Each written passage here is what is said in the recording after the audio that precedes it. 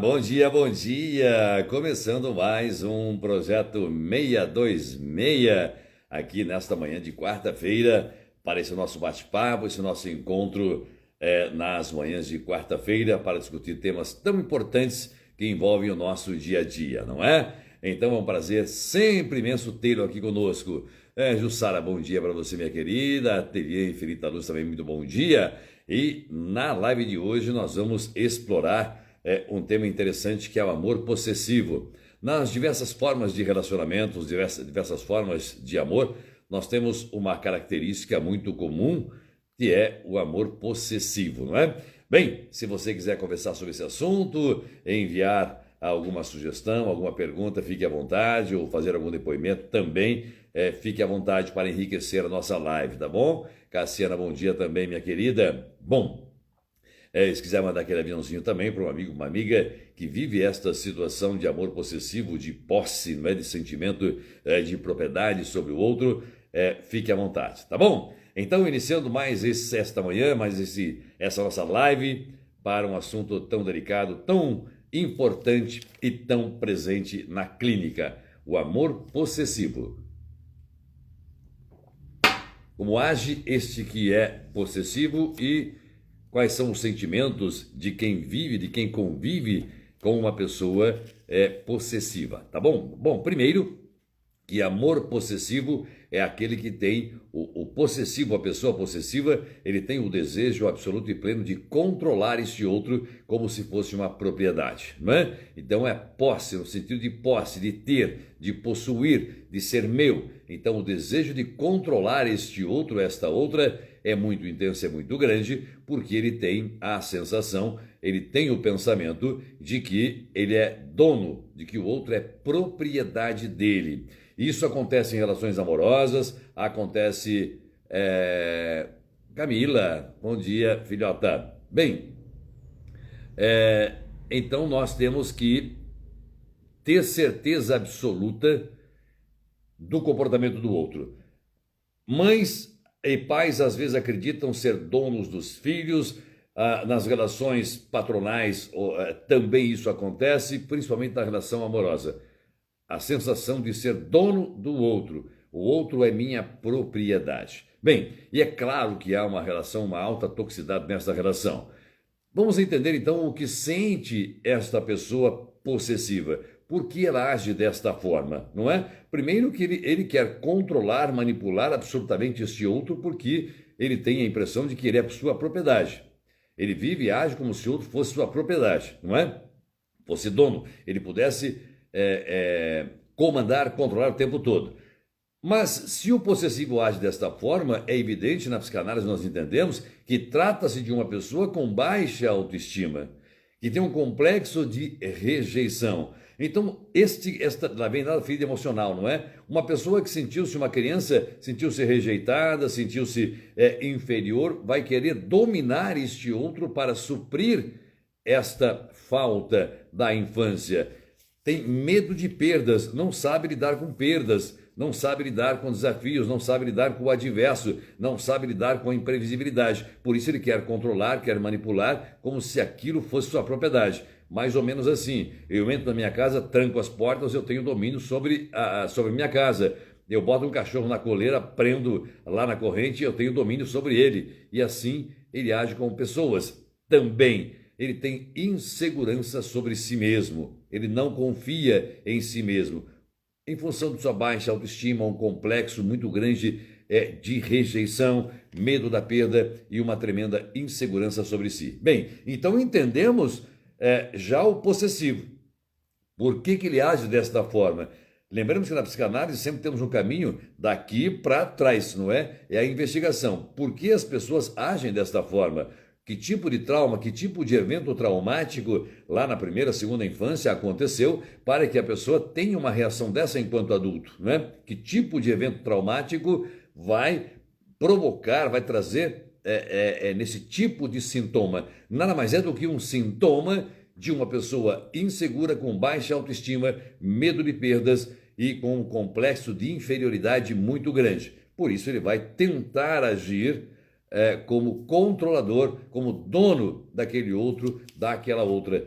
Isso pode parecer estranho, mas é muito comum as pessoas viverem relações altamente tóxicas, onde o outro tenta controlá-lo, tenta manipular, não é? Inaldo também muito bom dia. Maria Lima também muito bom dia. Aline também muito bom dia. Bom, vamos entender então. Professor, mas isso vem de um ciúme. Tá, vamos entender o que é um ciúme considerado normal e um ciúme possessivo. Um ciúme exageradamente fora da curva. Um ciúme normal é aquele ciúme. Todo ciúme excessivo não é bom, evidentemente, mas um ciúme normal, embora haja pequenas discussões, embora haja indagações, mas é possível estabelecer-se um diálogo e há um entendimento. Sempre há um diálogo e sempre há um entendimento com ele e com ela. No ciúme possessivo reina a agressividade, reina a chantagem, acusações. Não é? A violência psicológica é diferente de um ciúme normal. Não é? Então, o ciúme possessivo, ele ultrapassa o limite da normalidade, da naturalidade, porque vai invadir o espaço do outro. Ele vai ser acusado, vai ser agredido, vai ser violado, ele vai ser, enfim, ofendido por aquele que é possessivo. Então, o ciúme normal, ele é aceitável. Professor, o que é ciúme normal? Repetindo, há certos conceitos que são subjetivos, temos que entender aquele tipo de comportamento, de sentimento entre duas pessoas, numa relação amorosa, onde seja admissível, onde uma boa conversa, um bom diálogo, famosa DR, né? Vamos discutir a relação, é suportável e a relação, o sentimento de um pelo outro, acaba por superar aquele evento, aquele momento de ciúme, aquela crise de ciúme, ou deflagrado por uma razão qualquer.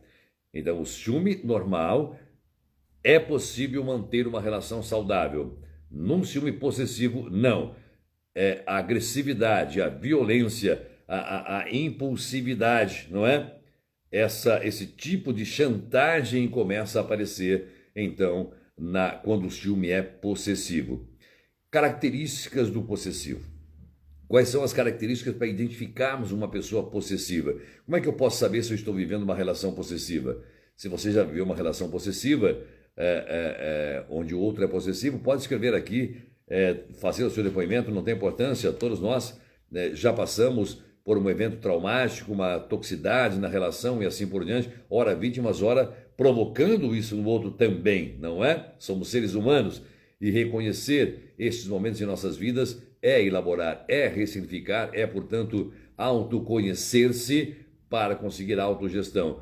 Ainda ontem eu atendi uma paciente, nós falávamos a respeito disso, não é? Do quão o processo de análise pessoal é importante em nossas vidas. Antes haviam eventos traumáticos em minha vida, experiências ruins, maléficas, em que eu não conseguia falar, eu não conseguia trazer para a consciência, eu não suportava falar sobre aquilo. E depois de um certo tempo em análise pessoal, hoje, com meu autoconhecimento, entendendo a minha responsabilidade em relação àquele evento, em relação àquela situação do passado, hoje eu consigo falar sobre aquilo com certa naturalidade. Claro, sempre haverá de me trazer uma certa angústia, tristeza, mas eu consigo falar, eu consigo trazer, consigo enxergar, olhar como se fosse uma terceira pessoa para aquela situação, porque eu estou elaborando. Isso é o processo de análise pessoal. É importante entendermos isso, não é? Então, como age o possessivo? Por que ele age desta maneira? O que acontece na cabeça daquele que tem um amor possessivo? Primeiro, ele sempre vai duvidar do amor e da fidelidade do outro. Será que me ama de verdade? Será que está sendo fiel comigo? Será que não me está traindo? Ele nunca vai acreditar realmente que este outro o ama, que este outro gosta dele de verdade, e sempre vai estar colocando isso à prova, sempre vai estar cutucando, sempre vai estar indagando, sempre vai estar numa situação de dúvida, não é? Sobre a fidelidade deste outro e sobre o amor deste outro em relação a si. Isso é possessivo, é um amor possessivo, é um ciúme possessivo. W. Fiores, bom dia. Raquel, também muito bom dia. Bom, ele também ele precisa da validação o tempo todo.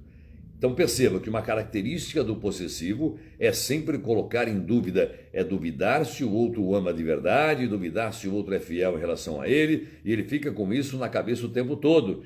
E por isso ele provoca situações, questionamentos, porque ele precisa ser validado. Ele espera que o outro diga o tempo todo: eu te amo, eu te adoro, eu estou aqui, eu não vivo sem você, você é a pessoa mais importante da minha vida. Precisa que toda hora seja falado isso, como se o outro devesse viver exclusivamente em função do possessivo, estando do lado dele o tempo todo aí na mira, no ângulo de visão, o tempo todo à sua disposição, o tempo todo ali, pronto, de prontidão para viver somente para aquele que é possessivo. Então, esse sentimento que vem de todas estas situações que já falamos anteriormente, no final eu posso até repetir isso, que trazem esta sensação, esta necessidade de me tornar possessivo nesta relação, não é? Outra questão importante: o possessivo, ele vai vasculhar os pertences do parceiro, da parceira.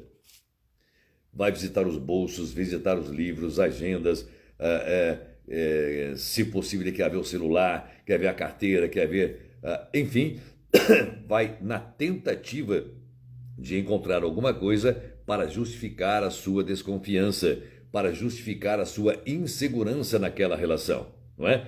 Então, aquele que é possessivo, repetindo, aquele possessivo que tem baixa autoestima, que tem complexo de rejeição, achando que ninguém gosta de mim, que eu fui rejeitada, enfim, medo da perda, insegurança em si mesmo. Eu sou possessiva, diz a Raquel. Ok, Raquel, vamos tratar isso. Vamos falar sobre isso, né? Então, esta possessão, ela vem lá da infância, é da minha criança, ou de eventos traumáticos anteriores, não é? Então, essa desconfiança de qualquer atitude diferente do outro, também é uma característica do possessivo, não é? Ratificar bem isso para entendermos.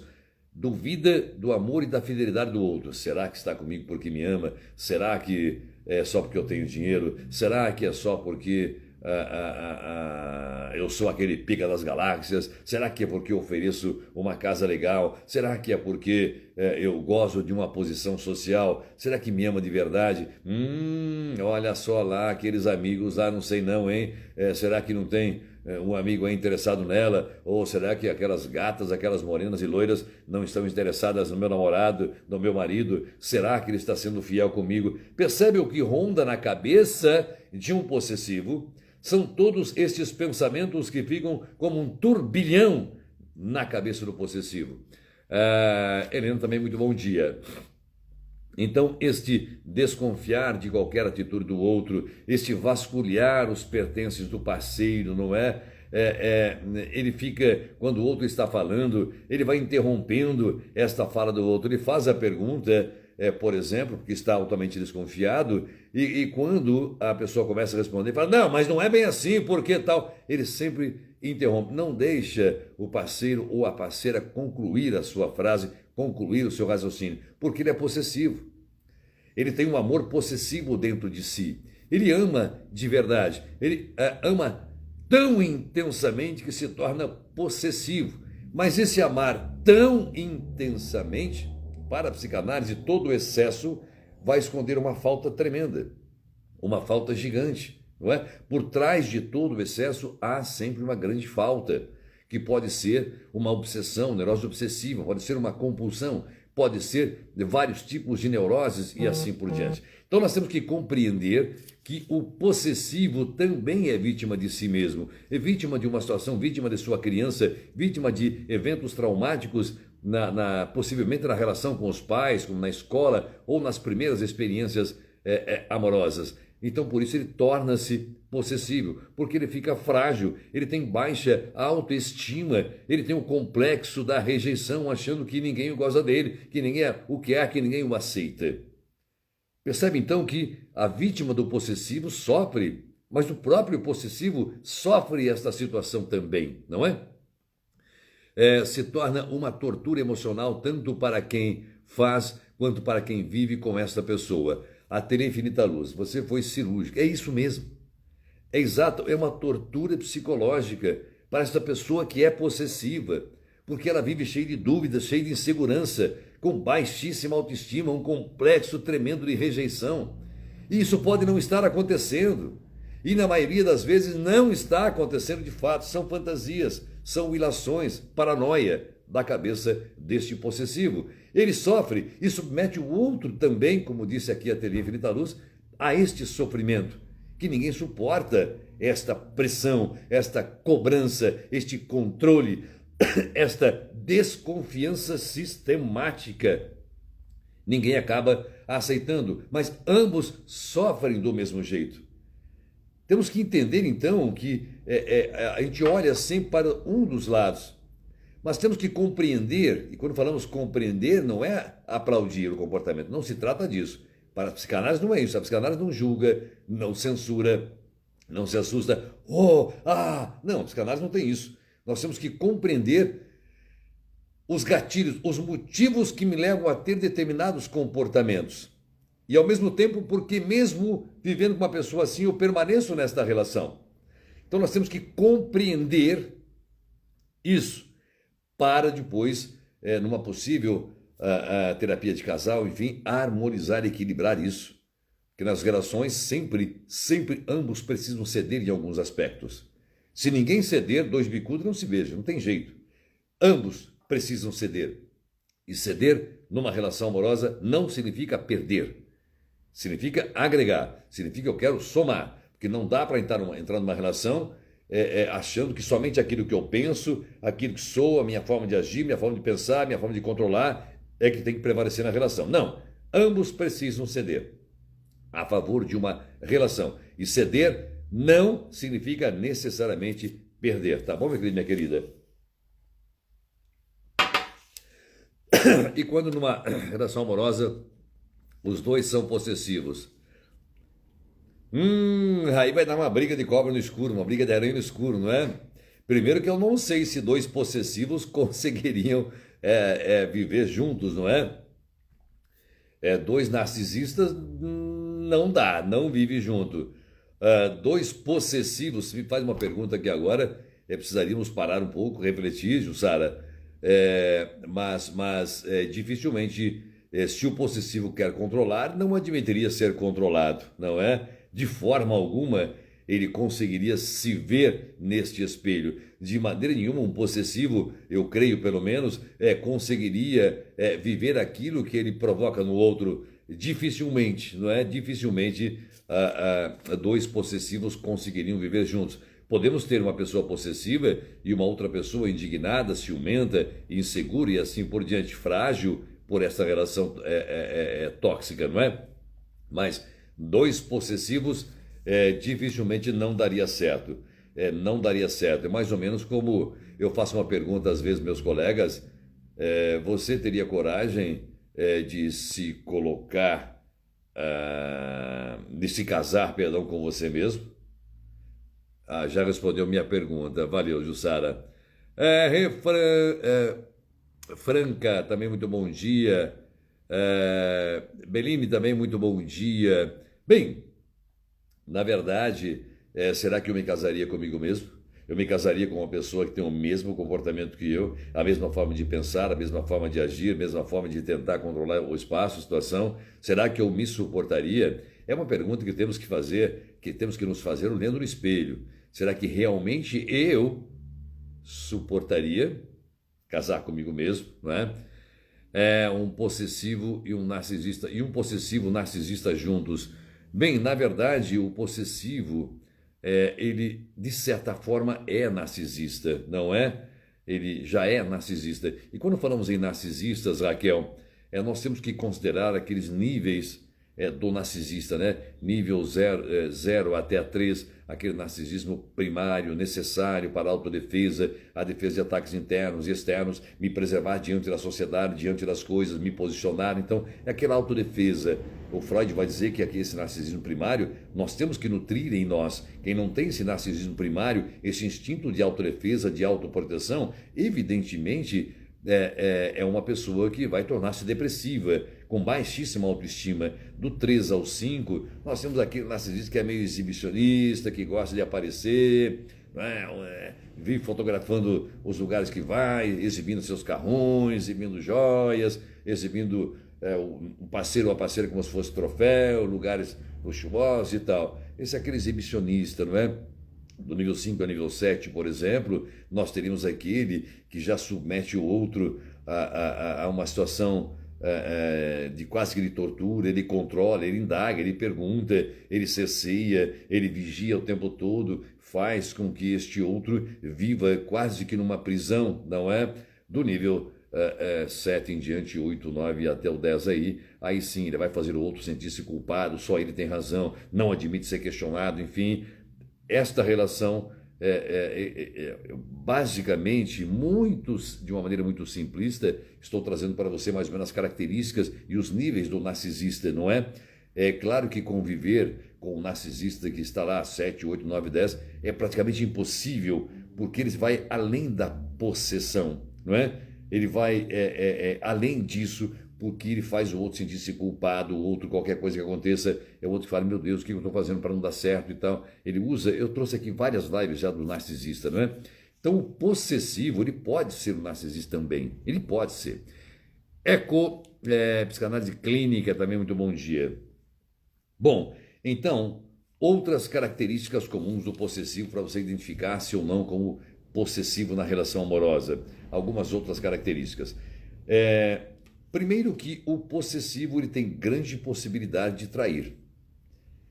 Ele vive nesta relação com todos esses comportamentos que eu trouxe até aqui, mas ele precisa então autoafirmar-se.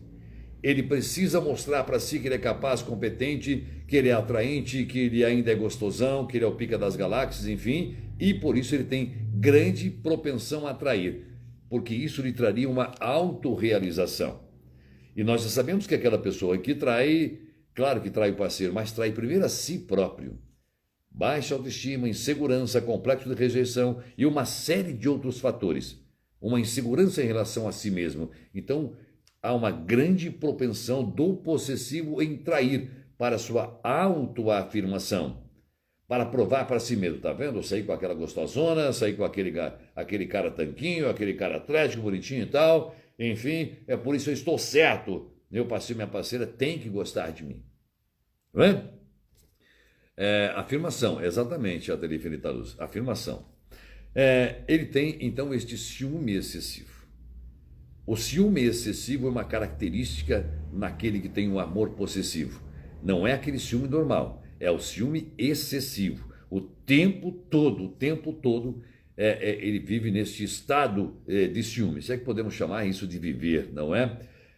Diz que, por exemplo, esse ciúme excessivo e tal, fala assim, se terminar comigo, se isso for verdade e tal, amizade nunca mais, é uma frase comum no possessivo, não é? Nem amizade, nunca mais, como se fosse um tom de ameaça. É também um argumento do narcisista, não é? A Raquel trouxe aí, a gente vai traçando alguns paralelos em relação ao comportamento dos narcisistas e do possessivo. Embora traços narcisistas, traços de possessão, não nos habilitem, não nos dê condições, não nos municiem de recursos para dizer você é narcisista, você é possessivo, tal. Não. É preciso que haja a observância ao longo de um tempo, a combinação, a recorrência, a frequência de vários comportamentos e sintomas juntos para o diagnóstico, não é? Mas este ciúme excessivo também é presente.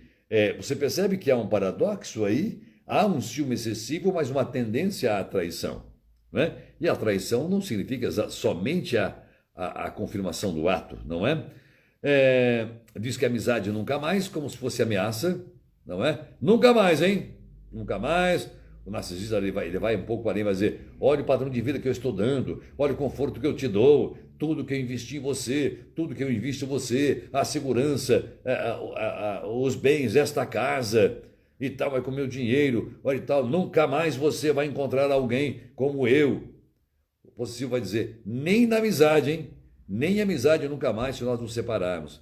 Você percebe que essa é uma violência psicológica, é uma tortura psicológica, e o outro nem deve, porque é uma possessão dele, do outro, não é? Ele quer manipular o comportamento, ou seja, para ter essa pessoa nas mãos. Por quê? Porque ele se julga proprietário deste outro, dono deste outro, que pode controlar, pode fazer. E o outro vem abandonar o rabinho. Está à sua disposição 24 horas por dia, não é? Então, se eu vivo uma relação assim,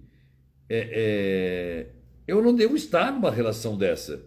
Tecnicamente, ou de uma maneira muito leiga, vamos entender, se eu me sinto dono de alguém, se eu fico cobrando, se eu fico com ciúme exagerado, se eu fico achando que tem que estar nas minhas mãos, se eu fico vasculhando tudo, por que eu estou nessa relação? Não é verdade? Se é para sofrer. Há, portanto, essas questões anteriores que eu já trouxe dos eventos traumáticos, anteriormente vividos por esta pessoa. Karen Bortolini também, bom dia. Outra questão importante é entender que ele é super atencioso, e aqui nós vamos trazer uma relação do traço parecido com o narcisista. Este possessivo é atencioso também, ele é carinhoso, ele vai socorrer a pessoa num momento e tal, papá, mas depois ele joga na cara, não é? O narcisista vai dizer assim: olha o padrão de vida que você tem, olha tudo que eu te dou, olha só o lugar que você está, a vida de princesa, de rainha que você está levando, eu proporciono isso para você e tal. Isso é um jogar na cara. Então, às vezes, este possessivo age de uma forma parecida. Aí a gente separa, e o amor onde fica? Pois é, Helena, é o que estamos trazendo, né? É o que estamos falando, deste amor possessivo. Há esta confusão neste que é possessivo, que quer dominar este outro, que quer que seja do seu jeito sempre, não é? Sempre do seu jeito. Às vezes pode haver, numa relação interessante, a observação da Helena, eu posso estar numa relação chamando o outro de ou narcisista, obsessivo, neurótico, histérico, alguma coisa, mas eu próprio estar vivendo isso e está deslocando, eu projeto isso no outro. O Freud vai trazer essa característica importante para a gente refletir, não é? Que são os mecanismos de defesa.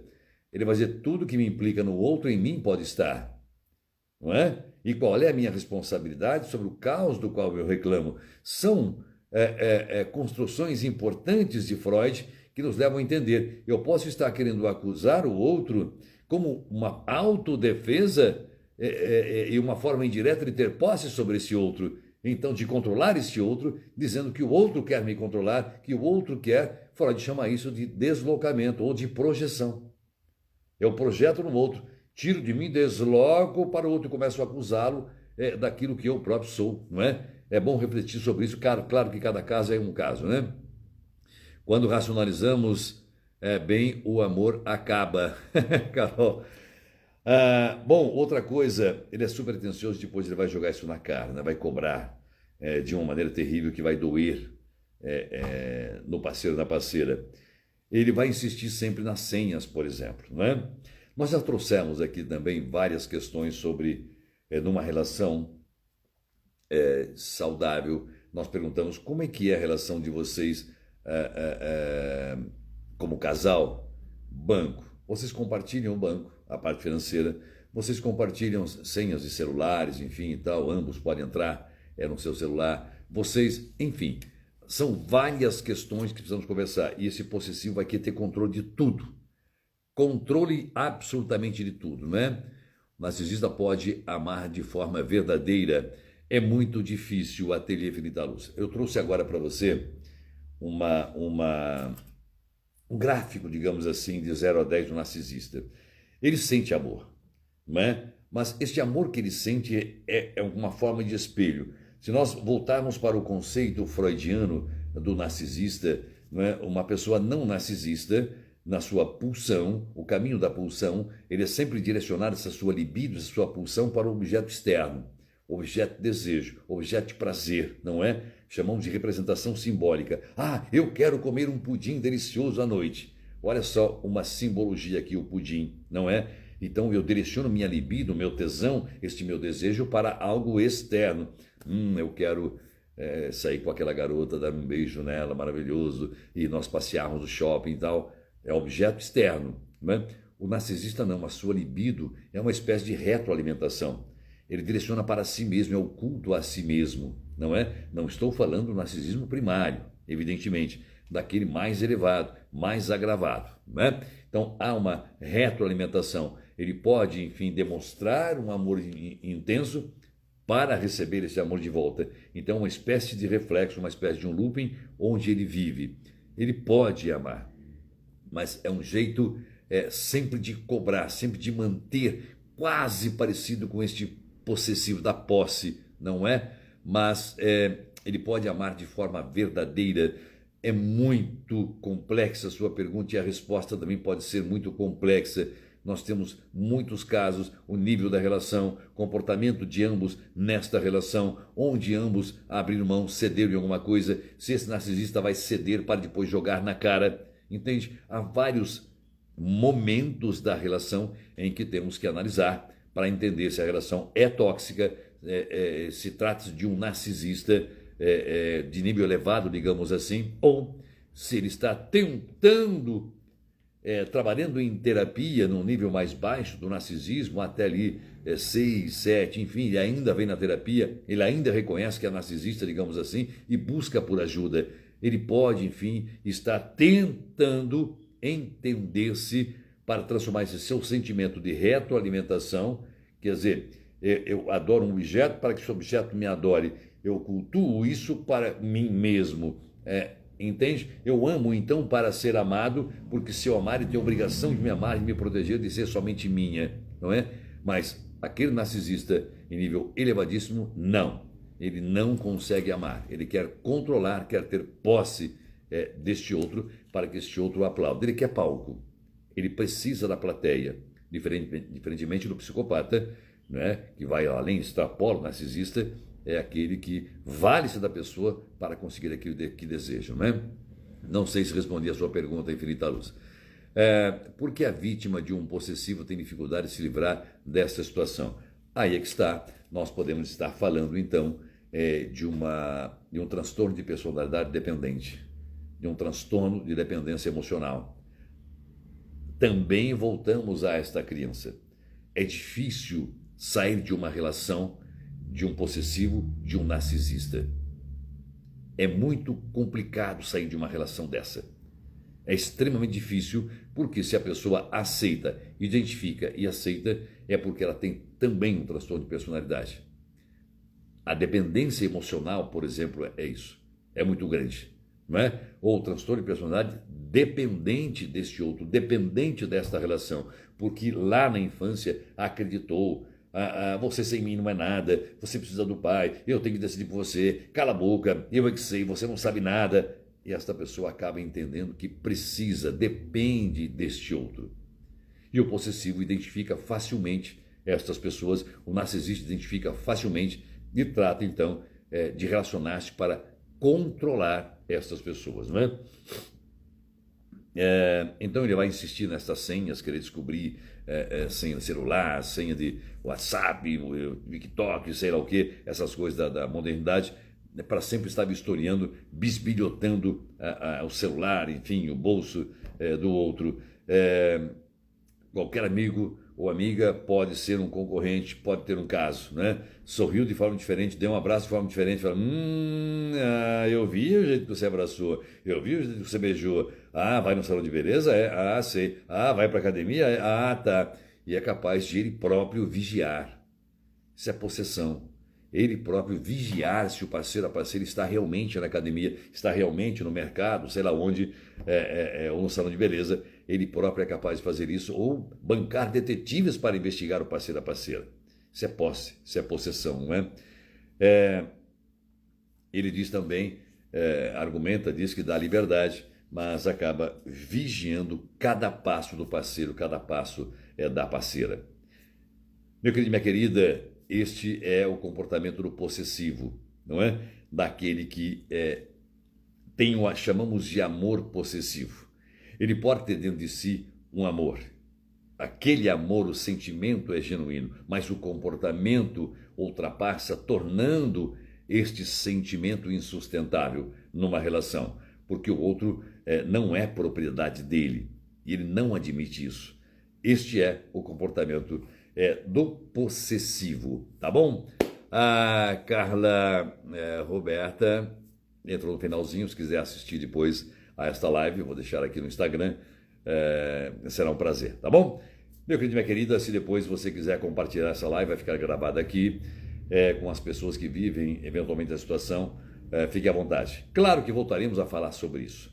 São temas sempre complexos, são temas sempre difíceis de serem abordados, porque há a subjetividade de cada relação, não é? Há a peculiaridade de cada relação, cada ele e ela vem de situações diferentes, personalidades diferentes, sentimentos diferentes, e ao chocarem-se, ao cruzarem numa relação, se ambos não olharem para a relação e continuarem olhando para os próprios interesses, a relação vai ser conflituosa. Então, também eu trouxe uma live aqui, como construir uma relação, não é? Quando ambos decidem olhar para a relação, ambos acabam cedendo igualmente, um pouco mais, um pouco menos, a favor desta relação. E quando ambos conseguem, entendemos que não há questões narcísicas, que não há sentimentos possessivos nesta relação. Tá bom? Meu querido e minha querida, muito obrigado pela participação em nossa live, nesse nosso encontro semanal, né, nas manhãs de quarta-feira. Que você tenha um ótimo dia. Grande beijo. Tchau, tchau.